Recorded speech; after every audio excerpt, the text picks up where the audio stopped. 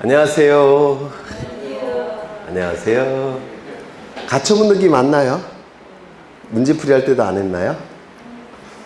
가처분 등기 기억이 안 나시죠?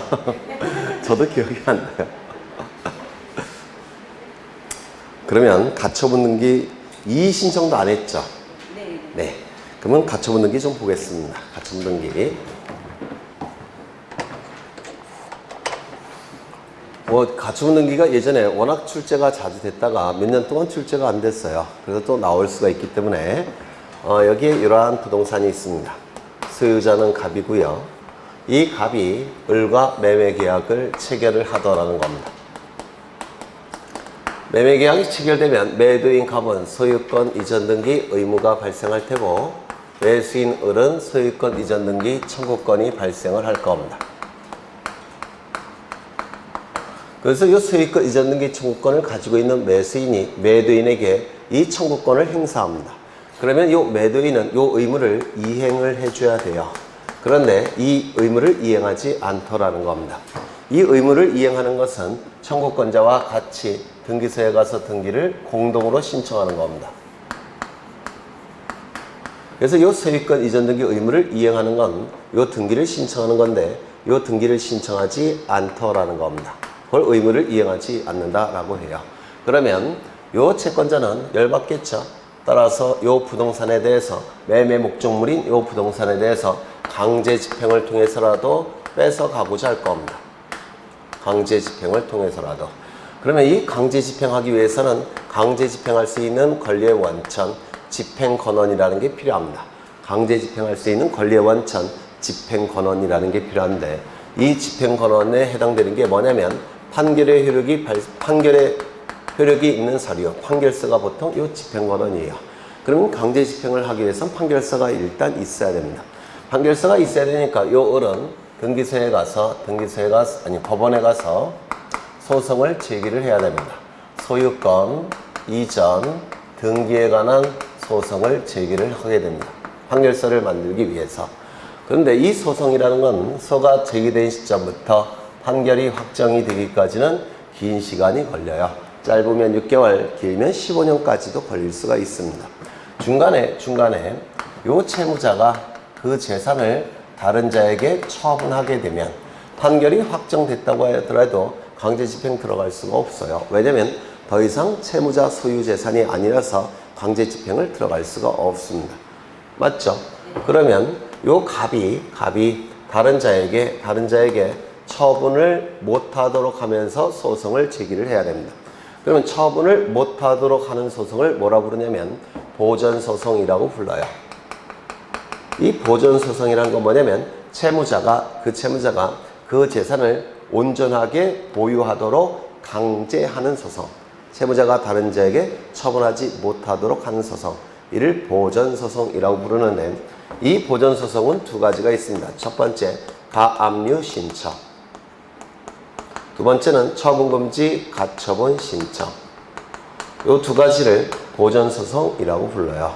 이 두 가지 차이점은 이 채권자가 가진 이 채권을 피보전 권리라고 부릅니다. 보전되는 권리라고 해서 피보전 권리.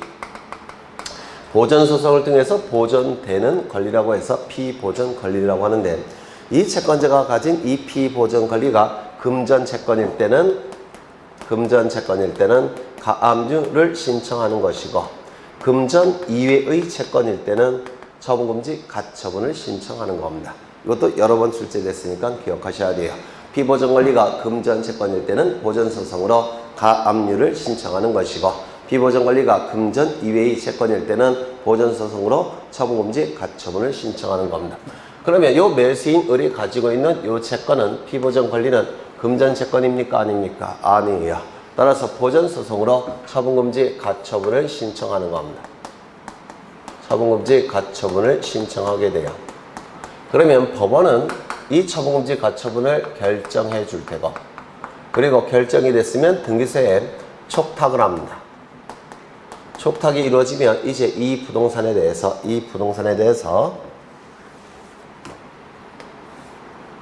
처분금지 가처분 등기가 실행이 됩니다. 법원의 촉탁에 의해서 처분금지 가처분 등기가 실행이 됩니다. 채권자 이름으로. 여기에 금지라는 용어는 쓰여져 있지만 금지의 의미는 없다고 했죠. 왜냐하면 채권자 을이 승소 판결을 받는다는 보장은 없어요. 그 보장도 없는 상태에서 금지를 시켜버리면 나중에 을이 패소 판결을 받았을 때 갑에게 너무 큰 손실이 발생하기 때문에 금지라는 용어는 쓰고 있지만 금지의 의미는 없고 단지 제한의 의미만 있다라고 했습니다. 따라서 이 처분금지 가처분 등기가 실행이 된다고 하더라도 채무자는 그 재산을 자기의 책임하에 처분할 수가 있는 겁니다. 따라서 매매계약 체결할 테고 소유권 이전 등기까지 이루어지면 갑의 소유권은 을의 소유권으로 병의 소유권으로 변동이 될 겁니다. 따라서 병은 소유권을 취득하게 될 겁니다. 이 시점부터는 이제 병이 소유자가 돼요. 그리고 이 소송은 계속 진행이 될 겁니다. 이걸 뭐라고 부르냐면 본안소송이라고 부르는데 본안소송은 계속 심리가 진행이 될 테고 이 시점에 을이 승소 판결을 받았다는 겁니다. 그리고 그 판결이 확정이 됐다면 이제 이 을은 집행권한을 가지고 있기 때문에 이제 강제 집행 들어갈 수가 있을 겁니다. 강제 집행하는 방법은 간단해요. 이 을은 승소 판결을 받았죠. 승소한 등기 권리자로서 이 판결서를 가지고 이 등기를 단독으로 신청하는 겁니다. 그래서 승소한 등기 권리자의 판결에 의한 등기 신청을 우리 등기법에서의 판결에 의한 등기 신청을 민사집행법에서는 강제 집행한다 이렇게 얘기를 하는 겁니다. 같은 의미예요. 그러면 이제 무슨 등기가 이루어지겠습니까? 판결서를 가지고 등기가 신청이 됐으니까 이제 을의 이름으로 소유권 이전 등기가 이루어지게 될 겁니다. 이 소유권 이전 등기는 판결서를 가지고 신청하는 것이니까 단독 신청이 될 겁니다. 판결에 의한 등기 신청, 단독 신청. 그런데 을의 이름으로 등기가 실행이 된 다음에 을은 가만히 안 있어요. 왜냐면 제때 소유권을 넘겨받지 못했죠. 나중에 넘겨받았죠. 그러면 이 을은 갑에게 나중에 손해배상을 청구할 수가 있습니다. 그러면 이 갑의 입장에서는 손해배상 금액을 줄이기 위해서는 을이 등기를 신청하기 전에 재빨리 금액을 줄이기 위해서는 미리 자발적으로 등기를 해줘야 됩니다. 그래야 전 배상 금액을 줄일 수가 있어요. 따라서 이 갑이 을을 꼬셔서 내가 등기해 줄 테니까 미리 하자 이렇게 얘기할 수 있다는 겁니다. 그래서 이 등기는 단독 신청이 원칙이겠지만 갑이 자발적으로 해줄 수도 있습니다. 공동 신청도 가능하다라고 얘기를 해요. 여튼 을의 이름으로 등기가 실행이 되면 문제는 하나의 부동산에 대해서 소유권 등기가 두 가지가 존재할 수 있습니까? 양립할 수가 없어요. 따라서 을의 이름으로 등기가 되기 위해선 이 등기는 어떻게 돼야 될까요? 말소가 이루어져야 됩니다. 하나의 부동산에 대해서 소유권자가 둘이 존재할 수는 없으니까. 그래서 이 말소 등기가 이루어지는데 이 말소 등기도 승소 판결을 받은 을이 판결서를 가지고 단독으로 신청하는 겁니다. 그래서 이것도 단독 신청이에요. 이때 이 말소 등기는 원인을 가처분에 의한 실효, 가처분에 인해서 이 등기는 실효되었다 이렇게 표시합니다. 가처분에 인해서 을명의 소유권 이전 등기는 효력을 상실했다고 해서 가처분에 의한 실효 이렇게 기록하게 돼요. 가처분에 의해서 실효되었다 이렇게 등기 원인을 기록하게 됩니다. 그러면 이제 이 두 개의 등기는 어떻게 신청이 된다고 했죠? 동시에 신청을 한다라고 했습니다. 두 개의 등기는 동시에 신청을 합니다. 동시 신청을 하게 되면 등기관은 먼저 요 말소 등기를 해버립니다. 병명의 등기를 말소해버려요. 병명의 등기가 말소가 됐으면 이제 을명의 등기를 할 수가 있습니다. 그러면 을명의 등기가 이루어지게 되면 등기관은 을명의 가처분 등기는 더 이상 필요 없다는 걸 직관적으로 알게 됩니다. 따라서 이 등기를 실행한 다음에 등기관은 이 가처분 등기를 직권으로 말소하게 됩니다. 여기까지 이해가 되셨을까요? 되셨죠? 그런데 이런 경우가 있을 수가 있어요. 어떤 경우가 있냐면 이 부동산이 알고 봤더니 갑이 소유자가 아니라 A가 소유자이더라는 겁니다. 알고 봤더니 진짜 소유자가. 이럴 수도 있어요. 드물지겠지만 그러면 요 진짜 소유자 A 입장에서 봤을 때는 이거 엉뚱한 놈이 채가겠죠. 맞아요. 가처분 등기를 통해서 을이 채가겠죠. 진짜 소유자는 내 건데 요 갑의 잘못된 행위를 통해서 A가 소유권을 상실할 수도 있다는 겁니다. 그러면 이걸 받을까요? 안 받을까요? 받겠죠. 그러면 요 소유자는 이렇게 할 수가 있습니다. 민사집행법상 이의 제도라는 게 있습니다. 이의 신청을 하더라는 겁니다. 이 가처분 결정은 잘못됐다. 왜냐하면 내가 소유자지 갑이 소유자가 아니기 때문에 가처분 결정은 취소해달라 법원에 이의 신청하는 경우도 있다는 겁니다. 그럴 수 있겠습니까? 네. 있겠죠. 그러면 이의 신청이 받아들여진다면 법원이 받아들여진다면 이 가처분 결정은 어떻게 될까요? 취소 결정이 될 겁니다. 요 A의 이의 신청이 받아들여진다면 가처분 결정은 취소가 되겠죠. 왜요? 갑이 소유자가 아니니까. 맞아요. 취소 결정이 됐으면 이 가처분 등기는 이제는 어떻게 돼야 될까요? 말소가 돼야 될 겁니다. 맞아요. 따라서 이 법원은 등기소에 말소 등기를 촉탁합니다.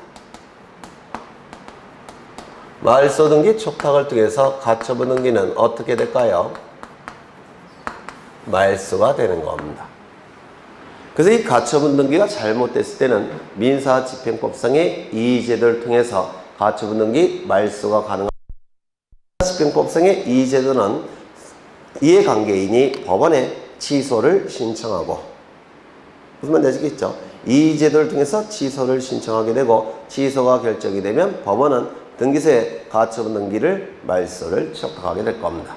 등기가 실행되는 방법과 말소되는 방법은 같은 방법이죠. 따라서 가처분 등기는 법원의 촉탁에 의한 등기니까 말소도 이의제도를 통해서 법원이 촉탁을 통해서 말소를 하게 됩니다. 여기까지 얼핏 이해가 되셨죠? 그럼 이제 조금 어려운 걸 볼 겁니다. 이게 매매 계약이 아니라 지상권 설정 계약이라고 한다면, 그러면 요 갑이 가지고 있는 의무는 지상권 설정 등기 의무가 되겠네요. 그리고 요 을이 가지고 있는 권리는 지상권 설정 등기 청구권이 되겠네요. 맞아요. 그러면 을명의 등기는 무슨 등기가 이루어질까요? 지상권 설정 등기가 이루어지겠네요. 맞아요. 그러면 요때 병명의 등기가 전세권 등기라고 한다면, 두 개의 등기는 양립할 수 있나요? 없나요? 없죠. 따라서 이 등기는 어떻게 돼야 될까요? 말소 등기가 이루어지게 될 겁니다. 맞아요. 그런데 만약에 을이 취득하는 요 지상권이 요 부분이고 병이 가지고 있는 전세권이 요 부분이라고 한다면 요는 양립할 수 있나요? 없나요? 있겠죠. 따라서 말소 등기가 될까요? 안 될까요? 안 될 겁니다. 요거 이해가 되시죠? 그러면 다른 거 하나 또 보겠습니다. 요 갑과 을 간의 계약이 저당권 설정 계약이더라는 겁니다. 저당권. 그러면 요 을이 취득하는 권리는 저당권 설정 등기 청구권이 될 테고, 등기는 저당권 설정 등기가 되겠네요. 그런데 이 저당권이라는 권리는 간념적 지배권으로서 모든 물건과 다 양립이 가능하죠. 따라서 병명의 등기가 어떠한 등기건 이 저당권과 양립이 가능하니까 이 경우는 말소가 되는 경우가 있을까요? 없을까요? 당연히 없습니다. 이거 이해가 되실까요? 요즘은 이런 것도 출제합니다. 이런 것도. 그렇죠.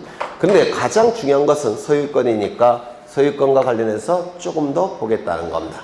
소유권과 관련해서 시간이 이렇게 흘러가고 있고요. 이 시점은 소유권에 관한 가처분 등기가 을의 이름으로 실행이 된 시점입니다.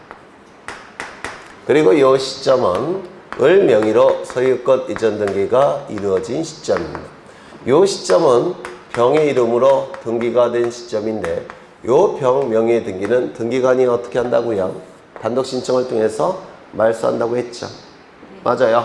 단독 신청을 통해서 말소를 할 겁니다. 그런데 이게 만약에 가처분이 아니라 가등기라고 한다면 이거는 단독 신청을 통한 말소가 아니라 뭐죠? 직권 말소. 맞아요. 가등기일 때는 무걸지의 처분행위로 간주해서 직권 말소. 여기 가처분이 등기일 때는 판결서를 가진 말소 등기 신청이니까 단독 신청 말소. 이거 헷갈리시면 안 돼요. 가등기일 때는 중간 처분에 등기는 직권 말소. 가처분 등기일 때는 판결에 의한 등기 신청이니까 중간 처분에 등기는 단독 신청 말소. 그런데 예외가 있다는 겁니다. 단독 신청을 통해서 말소할 수 없는 경우가 있다라는 겁니다. 첫 번째, 강제, 경매, 개시, 결정, 등기. 그 다음에 임의, 경매, 개시, 결정, 등기. 이러한 등기들은 등기부에 이 등기만 나타나는 것이 아니라 다른 등기와 세트를 이루면서 같이 나타나는 등기입니다. 강제경매 개시결정 등기는 보통 가압류 등기와 세트를 이루는 것이고, 그 다음에 이 임의경매 개시결정 등기는 담보권 등기와 세트를 이루는 겁니다. 민법에서 하셨을 거예요. 따라서 저당권 등기, 전세권 등기, 담보 가등기와 세트를 이루는 것이 임의경매 개시결정 등기입니다. 그렇다면 이러한 등기가 가처분 등기 이후에 이루어졌다면 이것도 단독 신청을 통해서 말소가 될 겁니다. 가처분 등기보다 후순이니까. 그럼 이것도 단독 신청을 통해서 말소가 될 거예요. 그런데 이러한 등기가 가처분 등기보다 선순위라고 한다면 이건 단독 신청을 통해서 말소가 안 되겠죠. 이것이 단독 신청을 통해서 말소가 안 되니까 이것을 근거로 한 이러한 등기도 단독 신청을 통해서 말소할 수가 없을 겁니다. 이거 가등기 할 때도 보신 거죠? 그렇죠. 그 다음에 요 시점에 병이 갑과 임대차 계약을 체결합니다. 요 시점에 병이 갑과 임대차 계약을 체결하고, 그리고 점유를 갖추고 주민등록도 갖춥니다. 그러면 그 다음날 0시부터 뭐가 발생하죠? 0시부터 대항력이 발생합니다. 그런데 등기는, 임차권 등기는 요때 했다는 겁니다. 임차권 등기 명령에 의한 임차권 등기는 요때 했다는 겁니다. 그러면 기준이 요 시점을 기준으로 대항력이 발생합니까? 요 시점을 기준으로 대항력이 발생합니까? 요 시점. 맞아요. 그럼 가처분권자에게 대항할 수 있겠네요. 따라서 가처분권자에게 대항할 수 있는 임차권 등기도 단독 신청을 통해서 말소할 수는 없겠죠. 맞아요. 그래서 이 소유권에 관한 가처분 등기, 소유권에 관한 본등기 이전에 이루어진 중간 처분의 등기는 원칙은 단독 신청을 통해서 말소하지만 예외적으로 세 가지는 단독 신청을 통해서 말소할 수가 없다는 겁니다. 첫 번째, 가처분 등기 이전에 이루어진 가압류 등기에 기초한 가처분 등기 이후에 이루어진 강제경매 개시결정 등기, 가처분 등기 이전에 이루어진 저당권, 전세권, 담보가 등기에 기초한 가처분 등기 이후에 이루어진 임의경매 개시결정 등기, 가처분 채권자에게 대항할 수 있는 임차권 등기. 이 세 가지는 단독 신청을 통해서 말소할 수는 없습니다. 되셨나요? 그런데 가등기일 때는 하나가 더 있었죠. 가등기일 때는 네 가지는 직권으로 말소할 수 없다고 했죠. 가처분 등기는 3개예요. 가등기는 4개고. 왜냐하면 여기에 채권자가 이렇게 있다라는 겁니다. 그러면 얘는 채무자가 될 텐데 채무자가 자신의 채무를 이행하지 않게 되면 채권자는 강제 집행을 통해서 자신의 채권을 변제받을 테고, 강제 집행하는 과정에서 가압류 등기나 가처분 등기를 하는 경우가 있겠죠. 맞아요. 그런데 문제는 뭐냐면 이 가압류나 가처분의 대상은 등기된 재산권만 가압류 가처분이 가능해요. 등기된 재산권만. 그런데 이 가처분 등기는 됐지만 재산권이 아니에요. 따라서 가처분 등기에 대한 가압류 가처분이라는 건 존재할 수가 없습니다. 근데 이게 가등기일 때는 가등기는 등기된 재산권이에요. 따라서 가등기에 대한 가압류 가처분 등기는 가능합니다. 하지만 가처분에 대한 가압류 가처분 등기는 허용되지를 않아요. 왜? 가압류 가처분 등기 자체는 등기된 재산권이 아니니까. 이거 이해가 되셔요? 따라서 가처분 등기일 때는 예외가 3가지, 가등기일 때는 예외가 4가지가 되는 겁니다. 요거 얼핏 이해가 되실까요? 되셨죠?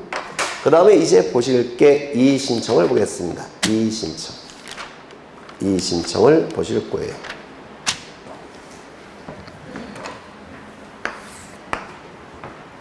여기에 갑은 등기와 관련해서 등기소에 뭔가를 신청합니다. 등기와 관련해서 뭔가를 신청을 하더라는 겁니다. 그럼 등기소는 이 신청에 대해서 답변을 해줄 텐데 그 답변하는 형식은 두 가지가 있습니다.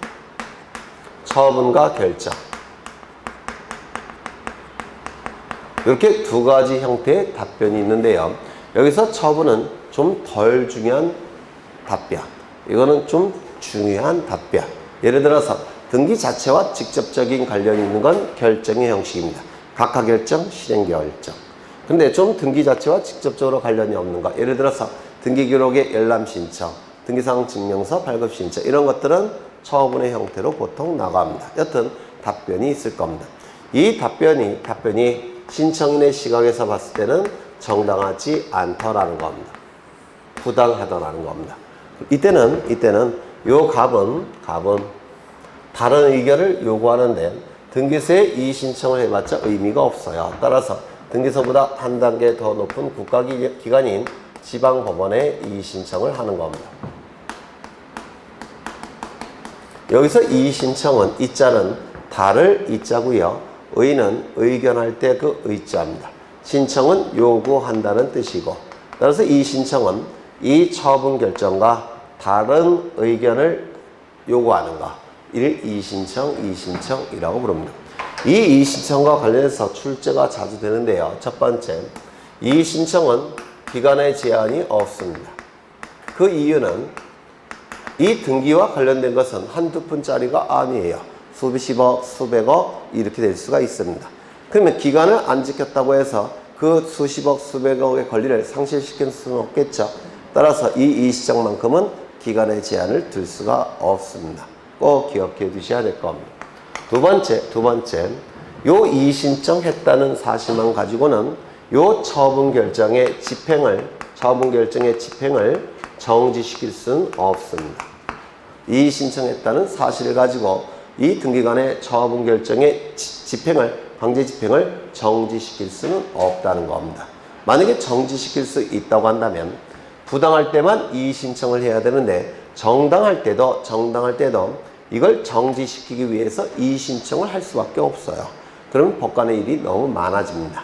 그래서 부당할 때만 이의신청하라는 의미로 이의신청했다는 사실 가지고는 처분 결정의 집행을 정지시킬 수 없다라고 하는데 이걸 뭐라고 부르냐면 집행부정지의 원칙이라고 부릅니다.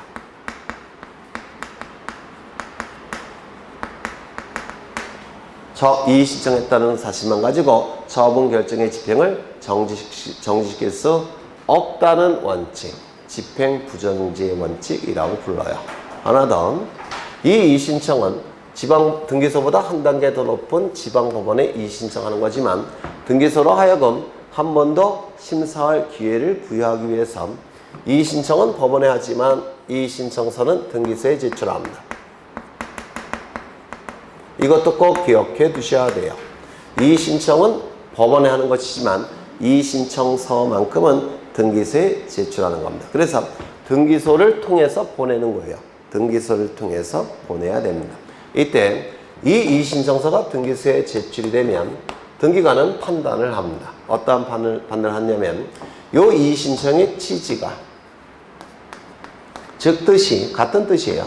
이의신청의 취지가 등기소에서 다시 한번 판단을 해봤더니 상당한 이유가 있다라는 겁니다.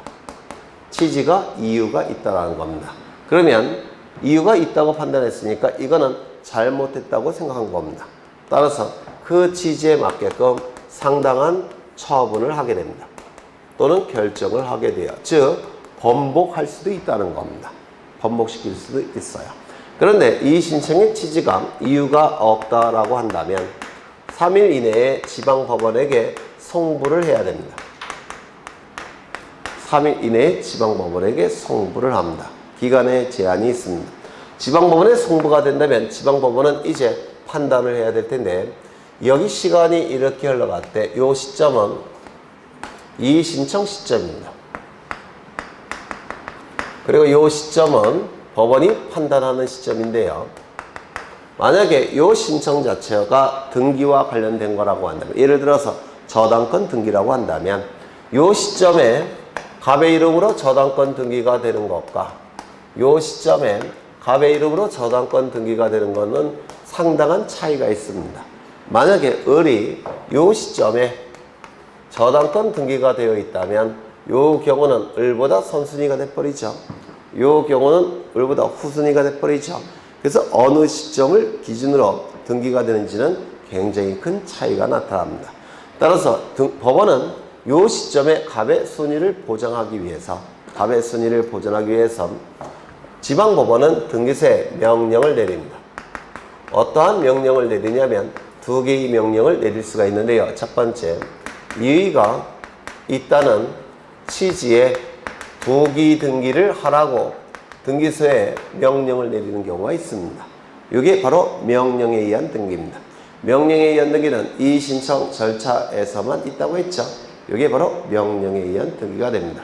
또는 가등기를 명령을 내리는 경우가 있습니다. 가등기는 언제 하죠? 순위를 보존하기 위해서. 이 순위가 보존이 되는 겁니다. 그 다음에 부기 등기는 언제 하죠?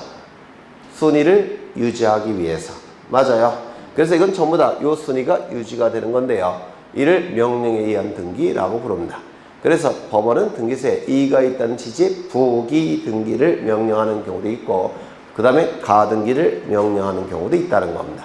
이 명령에 의한 등기는 요 갑으로 하여금 요 순위를 보장하기 위해서 명령을 내리는 겁니다. 되셨을까요? 되셨죠? 그러면 이제 심리가 진행이 될 테고 그리고 이때 판단을 해야 되는데 판단을 해봤더니 법원이 판단을 해봤더니 이 신청의 취지가 이유가 있다라고 판단을 합니다. 이유가 있다라고 판단하게 되면 이때 법원은 등기소에 그 취지에 맞게끔 상당한 처분이나 결정을 하라고 등기소에 명령을 내리는 경우가 있습니다. 만약에 이게 등기와 관련된 거라고 한다면 이것도 뭐가 되는 겁니까? 명령에 의한 등기가 되는 거예요. 그래서 법원은 등기소에 갑의 이름으로 저당권 등기를 해줘라 이렇게 명령을 내릴 수도 있다는 겁니다. 두 번째 이유가 없다라고 한다면 기각결정이라는 걸 하게 돼요. 이 기각결정은 거부결정을 의미하는 겁니다. 기각결정은 거부결정을 얘기하는 겁니다. 그 다음에 여기서 부당을 판단해야 되는데 이 부당성은 어느 시점을 기준으로 부당성을 판단하느냐 이게 문제가 되는데요. 시간이 이렇게 지나갈 때 이 시점은 처분 결정 시입니다. 그리고 이 시점은 이의신청 시점이에요. 그러면 처분 결정 시점과 이의신청 시점 이 시간적인 갭이 존재하죠. 그러면 법관이 판단할 때 이 시점을 기준으로 부당성 여부를 판단해야 되느냐 이 시점을 기준으로 부당성 여부를 판단해야 되느냐가 문제가 되는데 이게 왜 문제가 되느냐면 중간에 이때 새로운 증거나 새로운 자료가 나타나는 경우가 있습니다. 만약에 이 시점을 기준으로 부당성 여부를 판단하게 되면 이거는 부당성 여부를 판단하는 자료가 될 수가 없어요. 왜? 이때는 없는 자료니까. 근데 이때를 기준으로 부당성 여부를 판단하게 되면 이것도 부당성 여부를 판단하는 자료가 돼야 됩니다. 그러면 우리 대법원은 왜 이때는 있으니까? 그럼 우리 대법원은 어느 시점을 기준으로 판단을 하느냐면 이 시점을 기준으로 부당성 여부를 판단합니다. 대법원 판례는.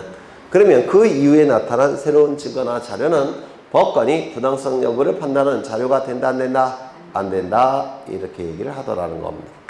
그 다음에 여기서 부당은 크게 두 가지가 있는데요. 소극적 부당이라는 것도 있고 적극적 부당이라는 것도 있는데요.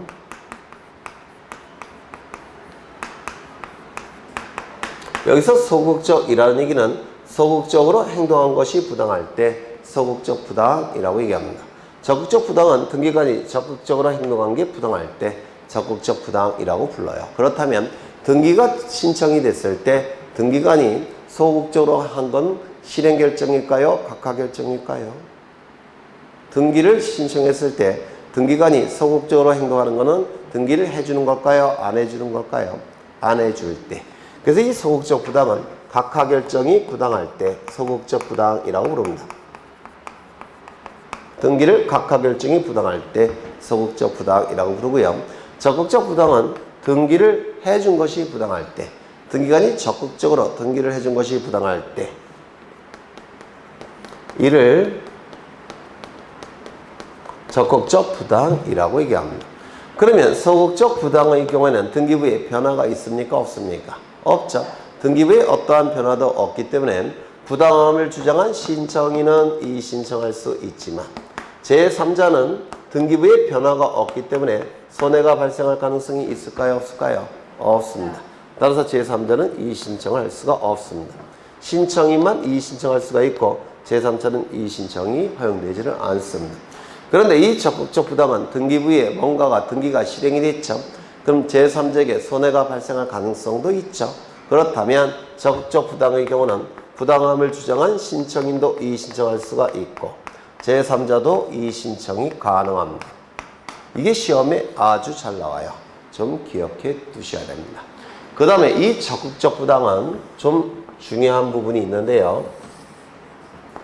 우리 부동산 등기법 제29조에는 각하 사유가 규정되어 있죠. 맞아요. 이 각하 사유에 해당이 된다면 각하 결정을 해야 될 겁니다. 그럼 이 29조에 규정된 각하 사유는 총 몇 가지가 있을까요? 제1호 한할 위반, 제2호 사건이 등기할 것이 아니한 경우, 제3호 등기 신청 권한이 없는 자가 등기를 신청한 경우 해서 제11호까지 규정되어 있습니다.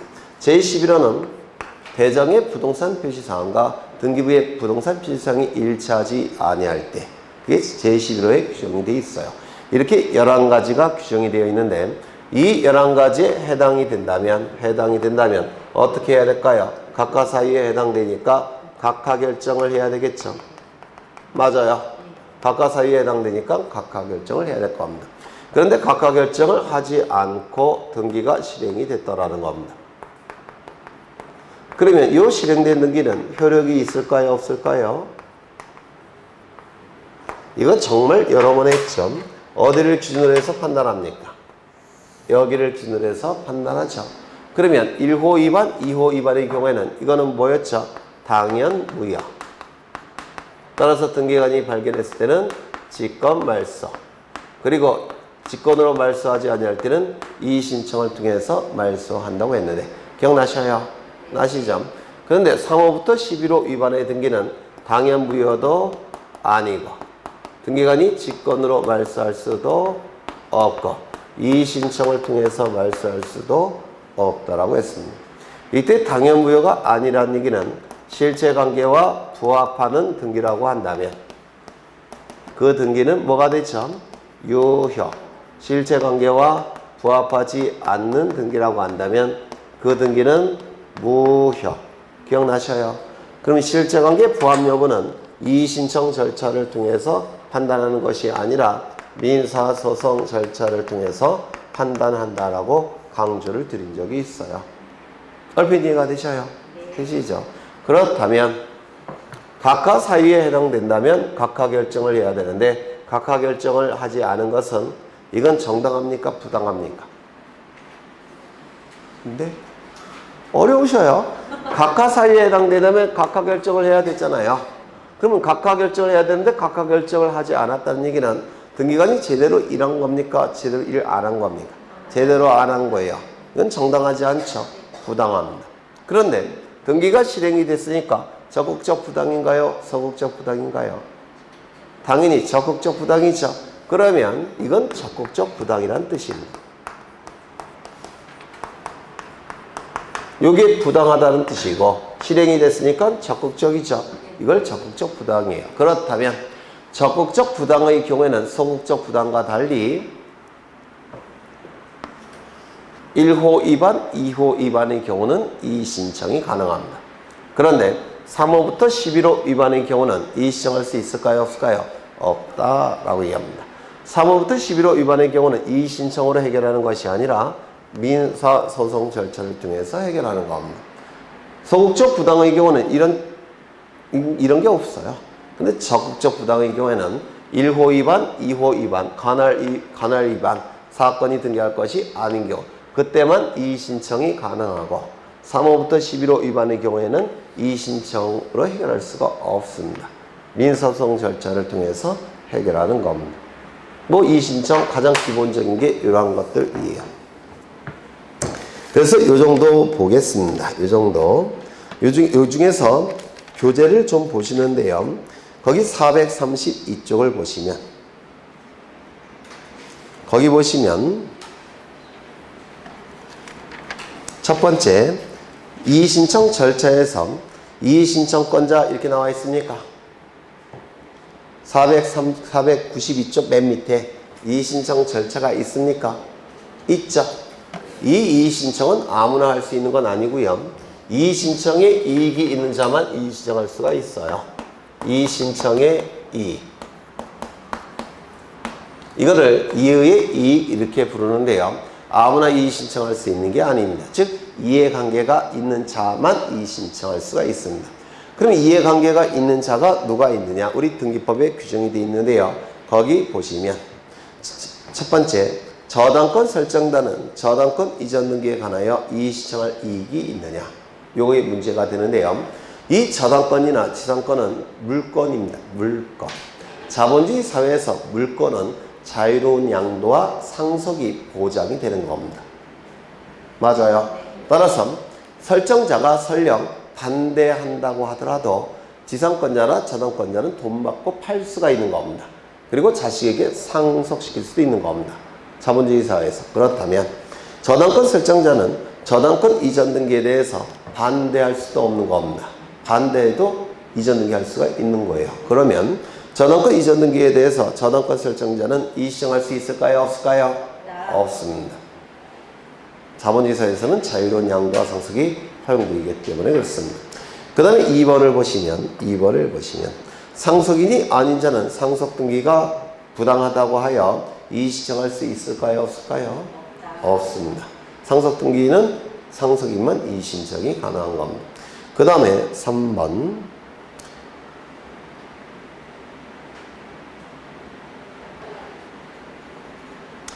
3번이 왜 들어갔는지 잘 모르겠는데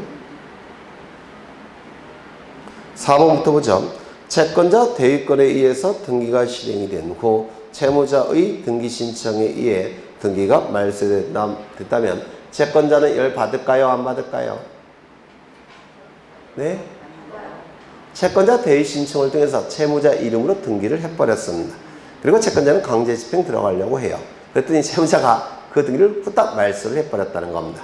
채권자 이의 신청할 수 있을까요? 없을까요? 있겠죠. 3번을 보시죠. 각하에 대한 이의 신청은 등기 신청인 즉 등기 관리자, 등기 임자만 이의 신청할 수가 있고 여기 있네요. 각하 이거죠. 소극적 부당의 경우에는 신청인만 이의 신청할 수가 있고 그 다음에 제3자는 이의 신청할 수 있다 없다? 없다고 돼 있죠. 근데 거기 3번에 이게 왜 들어간지 모르겠는데 원래 3번은 뭐냐면 이겁니다. 제가 이거 프린트 나눠드렸죠. 지난주에 있죠. 지난주에 이의 신청 나갔어요? 안 나갔어요?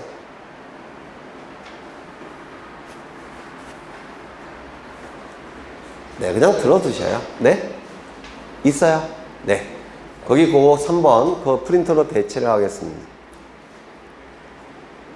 네. 법조문에 없는 걸 거기다 집어넣는데 이거예요. 이거 3번은 이건데요. 물론 이거 기억하셔야 돼요. 근데 법조문에 있는 내용은 뭐냐면 이겁니다. 갑이 을에게 전세권을 설정해 줍니다. 그러면 을은 전세권 설정 등기를 하겠죠. 이건 주등기입니까? 부기등기입니까? 소유자부터 첫 번째니까 주등기가 될 겁니다. 맞아요. 이때 을은 돈이 필요해서 병으로부터 돈을 빌립니다. 얼마를 빌렸느냐면 1억 원을 빌립니다. 담보를 요구하겠죠. 따라서 을은 병에게 저당권을 설정해 줍니다. 그러면 병은 전세권이 붙은 저당권 설정 등기를 한 다음에 저당권을 취득하겠죠. 주등기입니까? 부기등기입니까?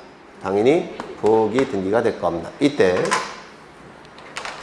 요 전세권 설정 계약에서 정한 존속기간이 종료가 됩니다. 존속기간이 종료가 됐다면 이 등기는 어떻게 돼야 될까요? 말소가 돼야 될 겁니다. 이 등기가 말소됨으로 인해서 등기만 놓고 볼 때 불이익이 발생한 자는 을이에요. 등기 의무자. 이익이 발생한 자는 누굴까요? 각, 등기 권리자. 그래서 갑과 을은 등기소에 가서 전세권 설정 등기, 말소 등기를 공동으로 신청하게 될 겁니다. 맞아요. 그런데 이 등기가 말소가 되면 이것이 등기부상 말소가 됐으니까 전체가 소멸이 됩니다. 맞아요. 전체가 소멸되니까 요 병이 이것이 변제가 된 다음에 소멸이 된다면 아무 문제가 없죠. 그런데 이걸 변제되지 않은 상태에서 요게 말소가 되면 이것도 전체가 소멸이 돼버려요. 그러면 얘는 손해가 발생합니까? 발생하지 않습니까? 손해가 발생하죠. 이런 자를 뭐라 부르죠? 등기상 이해관계. 등기상 이해관계인이 있을 때는 갑과 을이 이 말소를 신청할 때 등기상 이해관계인의 승낙서나 또는 재판서 등본을 첨부해야 되겠죠. 맞아요. 그럼 이것이 첨부가 되면 이 등기는 말소가 될 텐데 이것이 첨부가 되지 않았다는 겁니다. 그러면 이것이 첨부되지 않았다면 등기관은 요거 말소해 줘야 될까요? 각하해야 될까요? 각하해야 되겠죠. 그런데 말소가 됐다는 겁니다. 잘못 말소한 거죠. 그렇다면 병은 이의 신청할 수 있을까요? 없을까요? 있겠죠. 승낙도 해주지 않았는데도 불구하고 말소가 됐다면 병은 열 받아요? 안 받아요? 받죠. 이의 신청할 수가 있습니다. 을은 이의 신청할 수 있을까요? 없을까요?